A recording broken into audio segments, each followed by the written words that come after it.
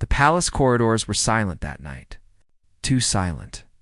Officer James Hartwell had been guarding the royal family for 12 years, and he knew when something felt wrong. His boots echoed against the marble floors as he made his way past the grand portraits of kings and queens long gone.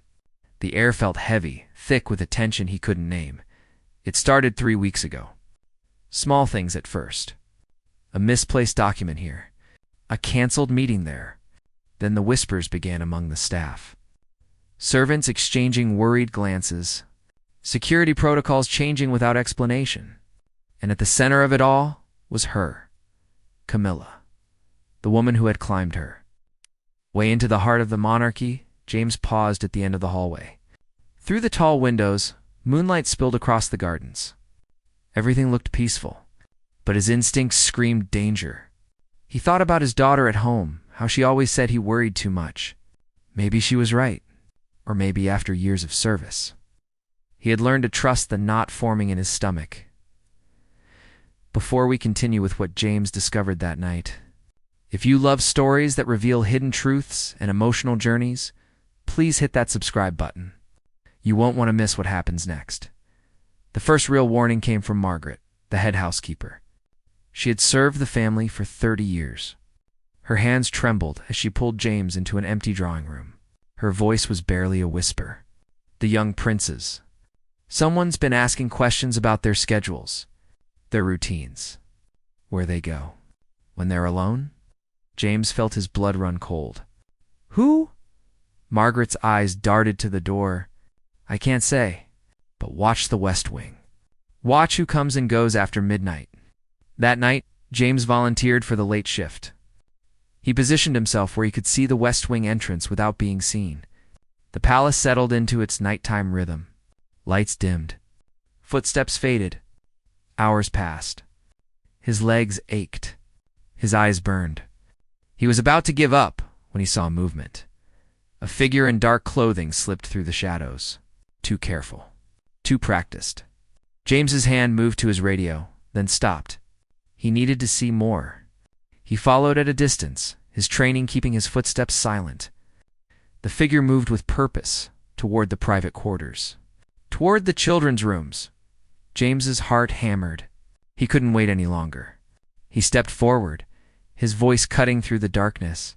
Stop right there. Figure froze. Then slowly turned. The hood fell back. James's world tilted. It wasn't a stranger. It was someone he knew. Someone trusted. Someone close to Camilla. Officer Hartwell. The voice was calm. Too calm. You're working late, so are you. James kept his distance, his mind racing. The children's wing is off limits at this hour. You know that. A thin smile. I have permission. From whom? The smile widened. From someone who will soon have far more authority than you can imagine. James felt pieces clicking together. The changed protocols. The whispered conversations. The questions about the young princes. This wasn't random.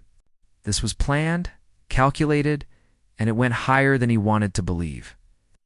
I need you to come with me, James said, his voice steady despite the fear crawling up his spine. We're going to have a conversation with the head of security. I don't think so. The figure's hand moved toward their pocket. James reacted on instinct, years of training taking over. What happened next would change everything.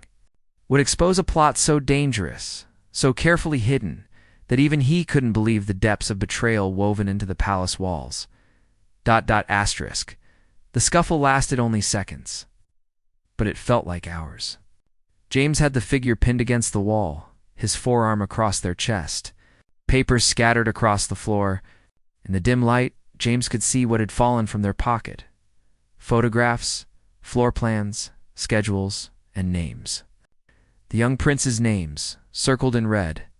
What is this? James's voice was hard, cold. What were you planning? The figure's eyes flashed with something between fear and defiance. You have no idea what you've just done. They'll come for you now. Who? Who's they? Before the figure could answer, footsteps echoed down the corridor. Fast. Multiple people. James's radio crackled to life. Officer Hartwell, Report your position immediately. Something was wrong. That voice belonged to Commander Pierce, head of palace security. But the tone carried a threat, not concern. James made a split-second decision. He grabbed the scattered papers, shoved them inside his jacket, and took off running in the opposite direction. Behind him, shouts erupted. "Stop him. Officer Hartwell is to be detained immediately." Detained? His mind spun as his legs carried him through servant passages he'd memorized over 12 years. They were calling him the threat. They were making him the enemy, which meant the corruption went higher than he feared. Much higher. He burst through a side door into the gardens. Cold night air hit his face. He needed help. Real help. Someone outside the usual chain of command. His phone buzzed. A text from an unknown number. Eastgate. 5 minutes. Come alone if you want to save them. James hesitated. It could be a trap. Probably was a trap. But those photographs burned in his mind. The circles around the prince's names. Whatever was happening, those children were targets. And he might be their only chance. The Eastgate was oldest part of the palace walls, barely used, barely guarded. James approached carefully, every sense alert. A car sat in the shadows, engine running. The back door opened. "Get in." Quickly. James recognized the voice before he saw the face. Lady Eleanor, the late Queen's closest advisor. She'd retired 5 years ago, disappeared from public life. But her eyes held the same sharp intelligence he remembered. "You found it," she said as the car pulled away. "I was afraid you wouldn't figure it out in time." "Found what?" "What's happening?" Eleanor's face looked older in the passing streetlights, tired, haunted. "Camilla's been planning this for 2 years. Ever since she secured her position, she's not satisfied with being queen consort. She wants real power. Complete control.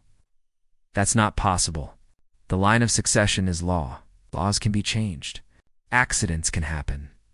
Eleanor pulled out a tablet, showed him documents. Financial records. Secret meetings.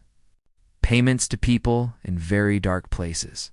She's been buying influence, planting her people throughout the palace. Anyone who might question her, anyone loyal to the traditional bloodline, they're being removed, transferred, silenced. James felt sick. The princes are in immediate danger. There's going to be an incident. Something that looks like an accident but removes them from the picture. With them gone, with the right people in the right positions, she can reshape everything. We have to tell someone. The king, Parliament, someone. Eleanor's laugh was bitter. Who do you think approved the new security protocols? Who signed off on the staff changes? James, the king, is old. He's tired, and she's been whispering in his ear for years. He sees what she wants him to see, trusts who she tells him to trust. The car stopped in an industrial area far from the palace. Eleanor led him into a warehouse. Inside, James saw something that made his breath catch. Monitors, computers, and people. At least a dozen people, all working frantically. Who are they? Former palace staff? Intelligence officers forced into early retirement? Journalists who asked too many questions? We've been watching, gathering evidence. But we needed someone inside. Someone still active. Someone she hasn't gotten to yet. Eleanor turned to face him. "We need you to go back. They'll arrest me the second I step through those gates. Not if you have insurance." She handed him a phone. "Everything we've gathered is here. Every payment. Every secret meeting. Every person in her pocket. You're going to take this to someone she can't touch. Someone with the power to stop this. Who?" Eleanor smiled. "The one person in that palace who scares her? The one person who's been watching and waiting for proof?" The name Eleanor spoke made James's stomach drop. Princess Catherine, the future queen. The one person Camilla had tried and failed to sideline. The one member of the family who seemed immune to manipulation. But reaching her wouldn't be easy. Not now. Not with the palace on lockdown and James labeled a security threat. "She's at Balmoral," Eleanor explained. Took the children there yesterday for what was announced as a short holiday, but we think she knows something, or suspects. She's removed them from immediate danger. Then the princes here are the king's younger sons from his second marriage. Still in line? Still threats to Camilla's plans. Eleanor's face hardened. And they're in the palace tonight, completely unprotected. 3 a.m. Whatever Camilla had planned, it would happen soon. During the shift change, when guards were tired, when attention wavered, I need to get back. I need to get them out.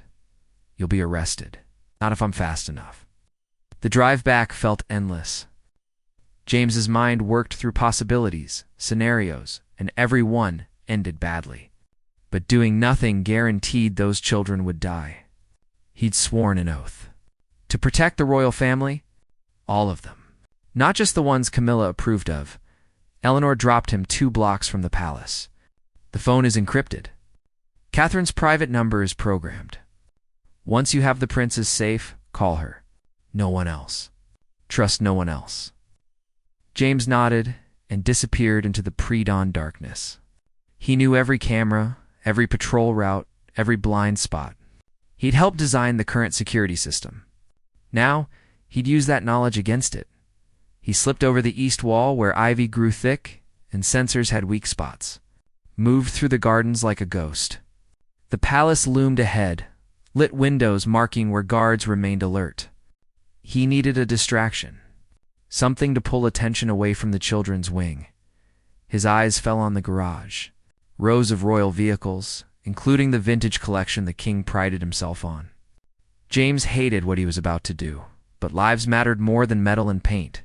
He found the oldest car, the one with the simplest alarm, and smashed the window. Sirens screamed. Lights blazed. Shouts erupted as guards rushed toward the commotion. James ran in the opposite direction, toward the private quarters. He had maybe 2 minutes before they realized it was a diversion. The children's wing was eerily quiet. Too quiet. James's training screamed at him. He drew his weapon, moved carefully down the hallway. The prince's rooms were at the end. Both doors closed. Guards who should have been posted were gone. James reached for the first door handle. Locked. Prince Edward. It's Officer Hartwell. I need you to open the door. Now, silence. Then a small, frightened voice. Mom said not to open the door for anyone. Your mother was right, but I'm here to take you to her. Both you and your brother. We need to leave. Right now, how do I know you're really Officer Hartwell? Smart kid. Last month you asked me about my tattoo. The one of the dragon. You wanted to know if it was real or if dragons were make-believe. I told you dragons are as real as we believe them to be. Pause. Then the lock clicked. The door opened a crack. Prince Edward's face appeared, pale and scared. He was 10 years old, but in that moment looked much younger. Something's wrong, isn't it? Yes. Where's your brother? His room. The guards left an hour ago. Said there was a schedule change. James felt ice in his veins. Stay behind me. He moved to the second door. Also locked. Prince Henry. Open up, no answer. James put his shoulder to the door. Once, twice, the wood splintered. He crashed inside, and his worst fear became reality. The window was open. Cold air rushed in. The room was empty. Edward gasped. Where is he? James ran to the window. Looked down. A rope made of sheets dangled into the darkness. At the bottom, figures moved. Shadows carrying something. Someone. They were taking the young prince. No. James grabbed his radio, then stopped. Who could he call? Who could he trust? He turned to Edward. Listen to me very carefully. I need you to be brave. Can you do that? The boy nodded, tears streaming down his face. Is Henry? We're going to get him back. But first I need to get you somewhere safe. James pulled out the encrypted phone. His hands shook as he dialed.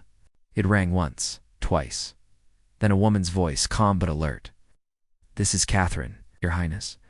This is Officer James Hartwell, Royal Guard. We have a situation. Catherine listened without interrupting as James explained everything in short, desperate sentences. The silence that followed felt like an eternity. When she finally spoke, her voice carried steel underneath the grace. Hey, take Edward to the chapel. The old one, not the main cathedral. Behind the altar, there's a door. It leads to tunnels built during the war. Margaret will meet you there. The housekeeper. She's been my eyes and ears for months.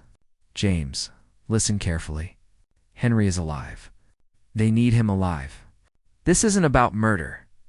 It's about leverage. About forcing the king's hand. They'll contact him with demands soon. What demands?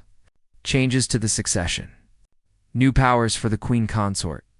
Things that would normally take years of parliamentary process. But a desperate father facing his son's kidnapping? He'll sign anything.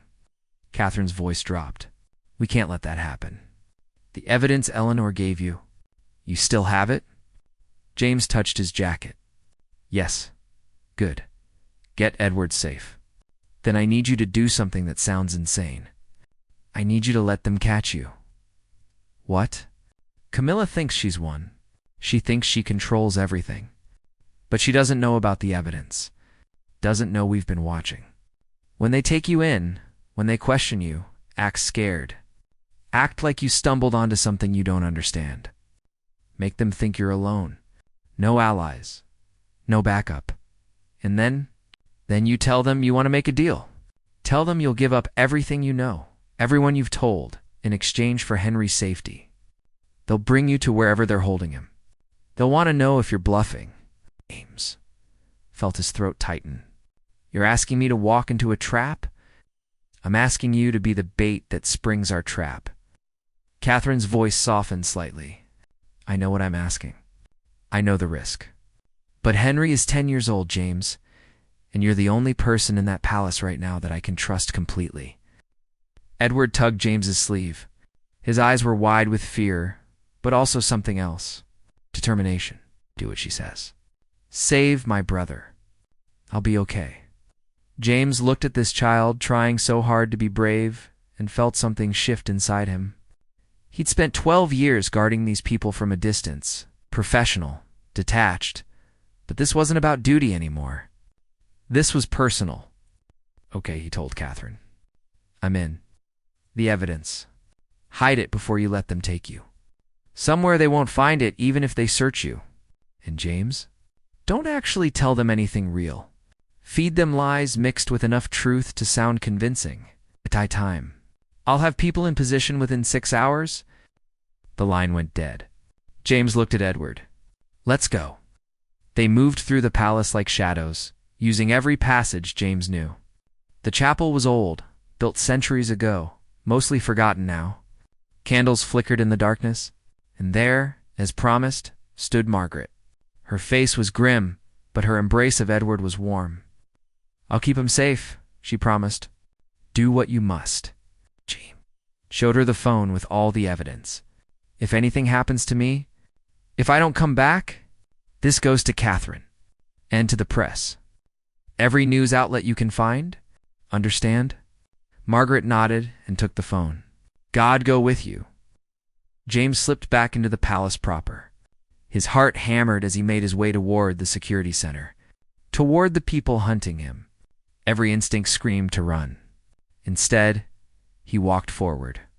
He thought of Henry, probably terrified, probably wondering why no one was coming. He thought of his own daughter, safe at home. What kind of world would she inherit if people like Camilla won? He turned a corner and came face to face with Commander Pierce and 6 guards, all armed, all pointing weapons at him. Officer Hartwell. Pierce's smile was cold. We've been looking for you. James raised his hand slowly, made his voice shake. I can explain. I found something. Documents. I didn't know what to do. I panicked. Where's Prince Edward? I don't know. His room was empty when I got there. Both rooms were empty. I thought. James let his voice trail off, confused, scared. The performance of his life. Pierce studied him. You thought what? I thought someone was taking them. I saw the open window. A rope. I tried to find them, but James looked at the guards surrounding him. What's happening? Why are you all acting like I'm the enemy? Where did you go? Who did you talk to? No one. I was trying to find the princes. I was trying to do my job. Pierce stepped closer. His eyes were flat, emotionless. You're lying. You were seen leaving the palace. Getting into a car? Who was driving? James's mind raced. I needed help. I didn't know who to trust inside. So I called an old friend. Former military. I thought he might have ideas. But he told me to come back. To report it properly. He looked at Pierce with desperate eyes. Please, something bad is happening. We need to find those children. Pierce's smile returned. Satisfied. Oh, we'll find them. And you're going to help us. Take him to the lower rooms. Get him ready for questioning. Guards grabbed James roughly, dragged him toward the basement levels. Toward rooms he knew existed but had never entered. Rooms where screams wouldn't carry. As they pulled him down the stairs, James caught a glimpse through a window. Dawn was breaking over London. Pink and gold light touching the city. Somewhere out there, Catherine was moving pieces into place. Somewhere, help was coming. James just had to survive long enough. Had to stay strong enough. For Henry? For Edward. For everyone counting on him. The basement door slammed shut behind them. Darkness swallowed everything. And James's real test began.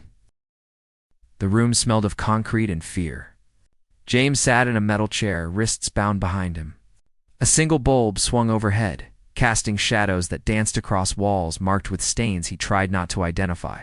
Pierce stood in the corner, watching. Two other men James didn't recognize flanked him. Their suits were expensive. Their eyes were dead. Let's try this again, one of them said. His accent was Russian, or maybe Ukrainian. You spoke to someone tonight, someone who gave you information. We need that information back. James kept his face blank. I told you. I called a friend. He didn't give me anything, except advice to come back. Lies. The man nodded to Pierce. Show him we're serious. Pierce moved forward. The first blow caught James in the ribs. Pain exploded. He gasped, fought not to cry out. 2 more hits. Professional, calculated, meant to hurt but not incapacitate. Not yet, the phone, Pierce said quietly. We know someone gave you a phone. Where is it? I don't have a phone. Check me. Search me they did, roughly. Found nothing. Because Margaret had the phone. Had the evidence. But they didn't know that. Couldn't know that. The Russian leaned close. James could smell tobacco and expensive cologne. We have the young prince. Sweet boy. Scared. Crying for his mother. It would be unfortunate if he suffered because of your stubbornness. James felt rage burn through the pain. You're bluffing. You need him alive. For leverage, true, but alive doesn't mean undamaged. The Russian's smile was cruel. Children are resilient. They heal, eventually. What do you want? James let desperation edge his voice. Just tell me what you want, the housekeeper. Margaret. She helped you tonight. Where did you take Prince Edward? So they knew about Margaret, which meant they'd been watching her too. James had to protect her. Had to make them think he didn't trust her. I don't know any Margaret. I work security, not housekeeping. Another blow. Then another. James tasted blood. His vision swam. He thought of Catherine's words. Buy time, make them think you're alone. Keep them focused on you. Okay, he gasped. Okay, I'll tell you. Just stop, please. Pierce raised an eyebrow. Tell us what? There's a woman, Eleanor. She used to work for the Queen. She found me tonight. Gave me papers. Evidence, she said. About financial stuff? Money trails. I didn't understand most of it. The 2 suited men exchanged glances. Where is this Eleanor now? Warehouse. East Side. Industrial area. She had equipment there. Computers. Other people. The Russian pulled out a phone, spoke rapidly in his language. Coordinates were demanded. James gave them. Wrong ones. Close enough to sound real. Far enough to waste their time. And the papers? The evidence. I hid them. Before I came back, James sagged in the chair. I can show you. But I want guarantees. I want Prince Henry released. I want protection. You want? The Russian laughed. You're in no position to want anything. Then you won't get the evidence. And eventually someone will find it. Police, press. Someone, is that what you want? Silence. Then the Russian nodded to Pierce. Bring him. If he's lying, kill him. If he's telling the truth, kill him after we have the documents. Either way, he's a problem solved. They hauled James to his feet. His ribs screamed. Blood dripped from his mouth. But his mind was clear, calculating. They were taking him out of the palace. Moving him, which meant opportunity, which meant chance. The car ride lasted 20 minutes. James counted turns, memorized the route. They ended up at a country house, an hour outside. London, old, elegant, isolated, perfect for things you didn't want witnessed. Inside, Pierce shoved James into a library, and there, tied to a chair, was Prince Henry. His face was tear-stained, but he looked unharmed. His eyes widened when he saw James. Officer Hartwell. It's okay, Henry. Everything's going to be okay. Touching. The Russian sat on the desk. Now, the evidence. Where? James pretended to think. There's a garden shed. Behind the east wall of the palace. Third stone from the corner. Loose. The papers are inside. The Russian made another call. Sent people to check.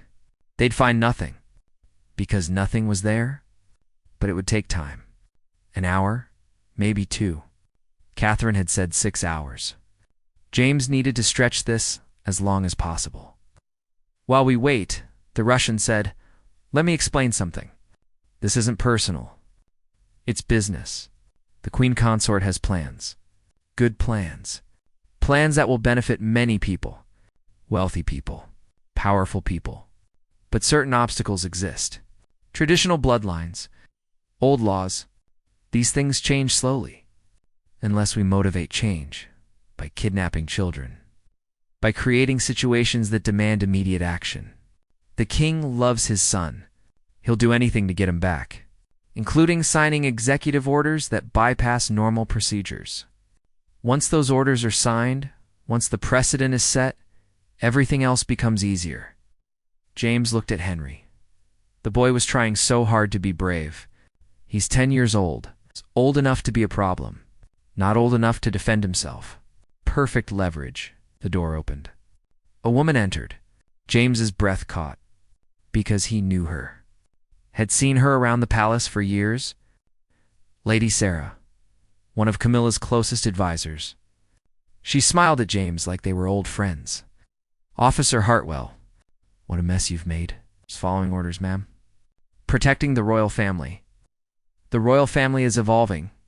Those who can't evolve with it become obsolete. She turned to the Russian. Status. He claims evidence is hidden. We're checking now. Sarah studied James. You're lying. You gave the real evidence to someone? Who? James stayed silent. Sarah nodded to Pierce. This time the beating was worse. Systematic. Professional. James felt ribs crack. Tasted more blood. The room spun. But through the pain he heard something. Faint. Outside. A helicopter. Sarah heard it too. Frowned. We're not expecting anyone. Russian moved to the window. Police. Multiple vehicles. Armed units. Impossible. We have people in the force. We would have known. But the helicopter was landing. Car doors slammed. Loudspeakers crackled. This is the Metropolitan Police. The building is surrounded. Release the hostages and come out with your hands visible. Sarah's face went white. How? How did they find us? James smiled through broken teeth. Because 6 hours is up, ... What happened next moved like dominoes falling. The police breached the door within minutes. Armed officers flooded the house. James saw Pierce try to run and get tackled. Saw the Russian reach for a weapon and get surrounded. Lady Sarah just stood frozen, Her perfect composure shattered. But the real shock came when Catherine herself walked through the door. Not in royal finery. In practical clothes and a bulletproof vest. Behind her came people James recognized. Former guards, intelligence officers, and journalists. Cameras rolling. Recording everything. "Your Highness," Sarah stammered, "this isn't what it looks like, really." Catherine's voice could have cut glass. "Because it looks like kidnapping, conspiracy, treason. And this time, the whole world is watching." She moved to Henry, personally cutting his bonds. The boy collapsed into her arms, sobbing. Catherine held him close, whispering comfort. Then she looked at James, still bleeding, still bound to his chair. "Officer Hartwell, thank you. I'm told you saved my nephew's life tonight. Just doing my job, ma'am." "Well beyond your job." She nodded to the officers. "Get him to a hospital.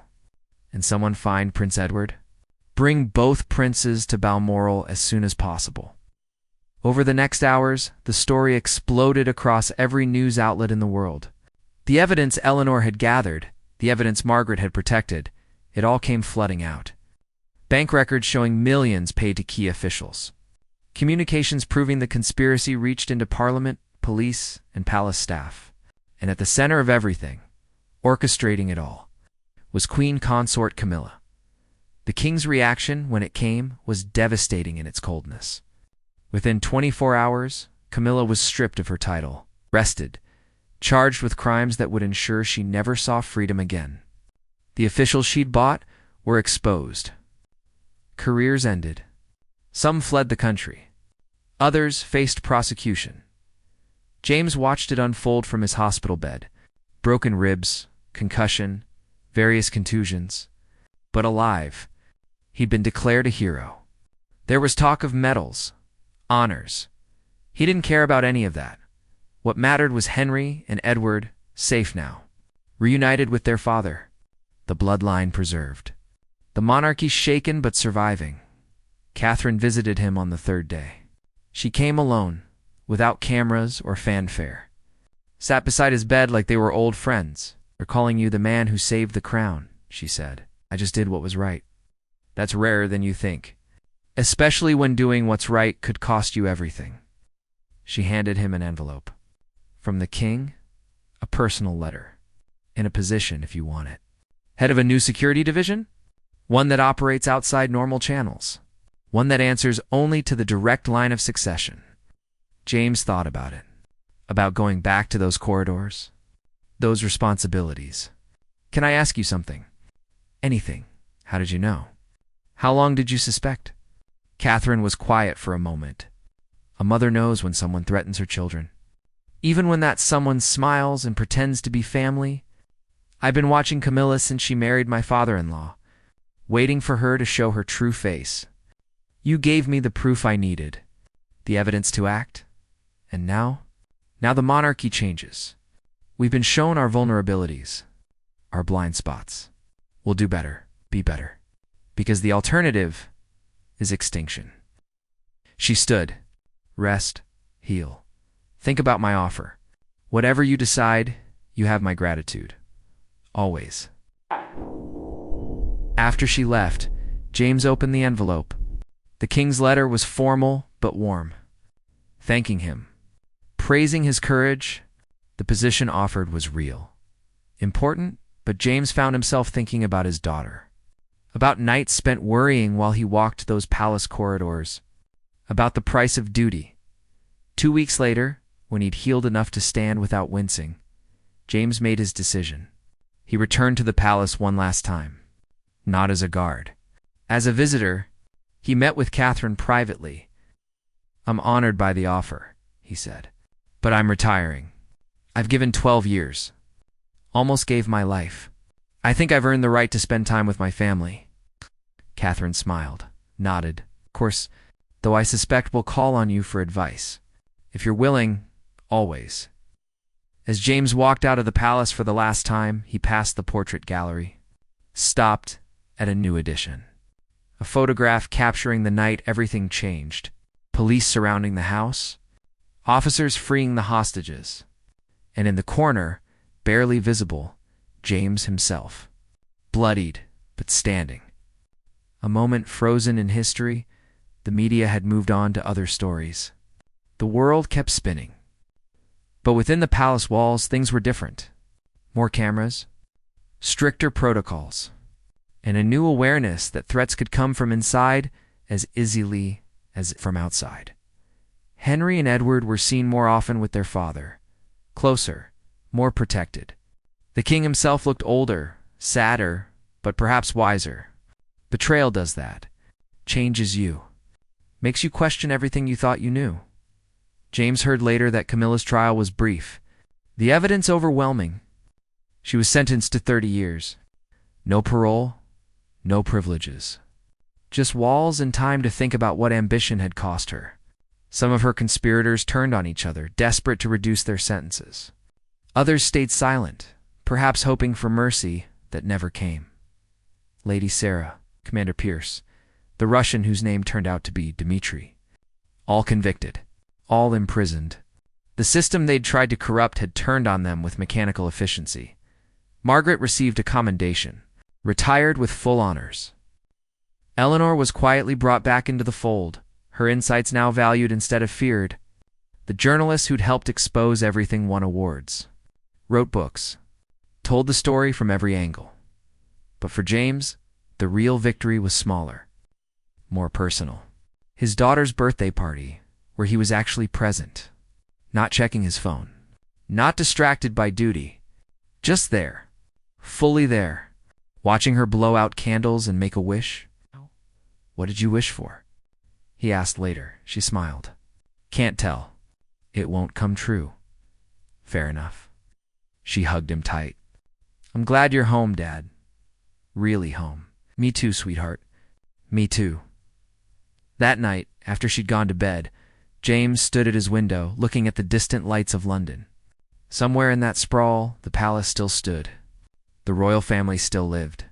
The crown still meant something, because people like him had chosen to stand, had chosen to fight, even when it was terrifying, even when it seemed impossible. His phone buzzed. A text from Catherine. "The princes asked about you today. Wanted to know if you'd visit sometime. They miss their friend." James smiled. Maybe retirement didn't mean completely walking away. Maybe it meant choosing when to step forward. On his terms. For the right reasons, he texted back. "I'd like that, 'cause some bonds, forged in darkness and fear, become unbreakable. Some stories don't really end. They just pause. Waiting for the next chapter? The next challenge. The next moment when ordinary people decide to do extraordinary things? And somewhere in the palace, in rooms where whispers once plotted treason, there was now light, vigilance, and the knowledge that the Bloodline royals, the true heart of the monarchy, were protected.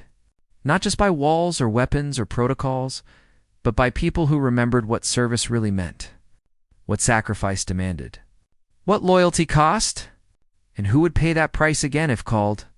Because some things are worth fighting for. Some truths are worth defending. And some stories need to be told, so the world remembers that evil doesn't always come with warning. Sometimes it wears a crown and smiles and calls itself family, but courage recognizes it, exposes it, stops it. One choice at a time. One brave act at a time. Until the darkness retreats and morning comes again.